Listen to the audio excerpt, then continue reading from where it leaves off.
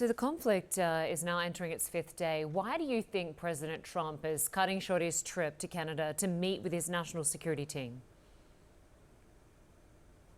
I mean, there are any number of reasons. This is a very serious war that has broken out. It doesn't simply impact Israel and Iran, it impacts the wider GCC, Middle East region. The repercussions for energy, the repercussions for international law are quite phenomenal. So I'm not surprised that President Trump left a little early in order to have this meeting. I do think that it's quite ominous, though, as well, especially given the backdrop of precisely that interview that you just aired. Netanyahu, who I think we need to remember has already been indicted by the International Criminal Court for war crimes, is speculating about assassinating the leader of Iran, the leader of the Iranian regime, a thoroughly disreputable regime, a regime that's been responsible for much suffering in the region. But this is a war that the Israelis began a few days ago in the midst of negotiations that were taking place between Washington, D.C. and Tehran. So I think this is a very, very careful moment, and unsurprising that the American president would return to discuss the situation with his national security team. Yeah, and Netanyahu also spoke about how this operation could lead to regime change in Iran. Is Yeah. that a realistic goal, or does this operation have the potential to strengthen hardliners in Tehran?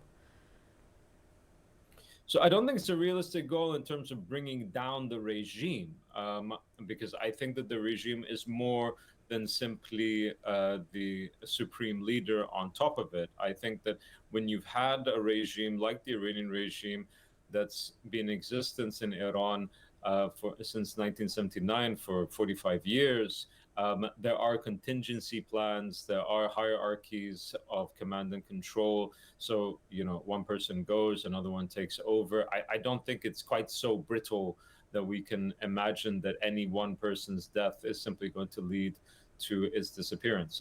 I do think that the attempt to do so would be gravely destabilizing, would probably be against the backdrop of a lot of killing of different people that have nothing to do with this. Your reporter just mentioned the death toll in Tehran. Of course, there will be military, there will be different security officials that would have been killed, but alongside them, because many of them were killed in their homes, alongside them will be civilians, people that are not legitimate targets in any war. So I think that that's very concerning. When it comes to strengthening the hardliners, I think right now the hardliners are pretty strong in Tehran, are pretty strong in the Iranian regime, because the argument for going into negotiations with the United States in the first place was one that was very carefully debated, right? And when you have this turn of events where in the middle of negotiations, the United States did not hold back its closest ally in the region from embarking on a war, I think it's very difficult to see how it wouldn't be that the hardliners in Iran would be immensely strengthened. It's interesting when you hear Republican lawmakers here in the US, they're quite divided over how the US should respond. The US has voiced support for Israel, but also urged restraint. And of course, Donald Trump campaigned on ending foreign wars. How does this all align with that foreign policy? And what role is Washington actually playing behind the scenes?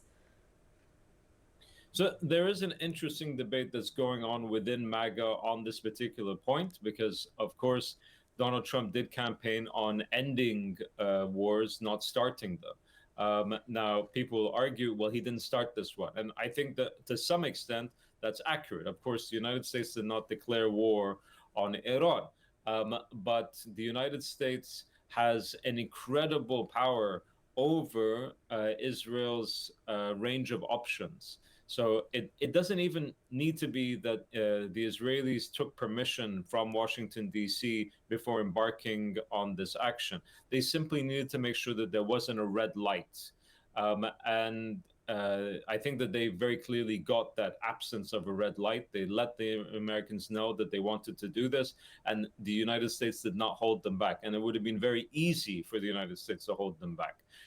There is no security architecture for the Israelis without the cooperation of the United States of America. Yeah. So I think that there's already a very clear discussion underway within MAGA.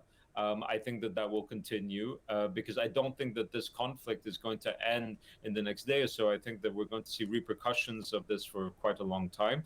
And more broadly speaking, and I'll finish here, the rules-based order, respect for international law, that entire architecture that has underpinned so much of the way we conduct international relations, even if fragmentedly, even if partially, over many decades, it really stands in question when you have the most prominent upholders and defenders of that order simply say that Israel has the right to self-defense.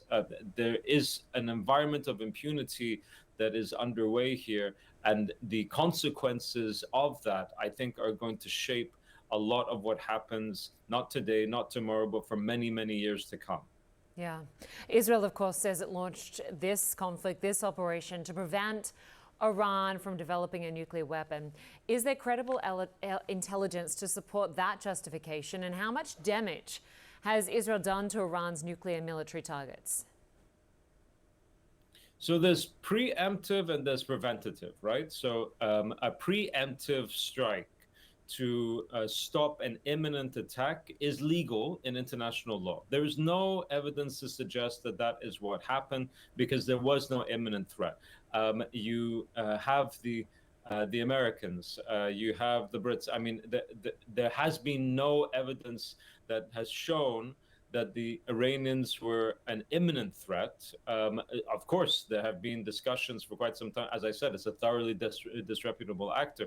And there have been many concerns expressed by many different actors over many years that there were these efforts to build a nuclear weapon, but nothing imminent. So you don't have the right in international law to take quote unquote preventative action. It's preemptive is very different. Preemptive means that there's an imminent attack. HELLYER in Istanbul. We obviously just lost that link at the last moment, but we appreciate your time. Thanks very much.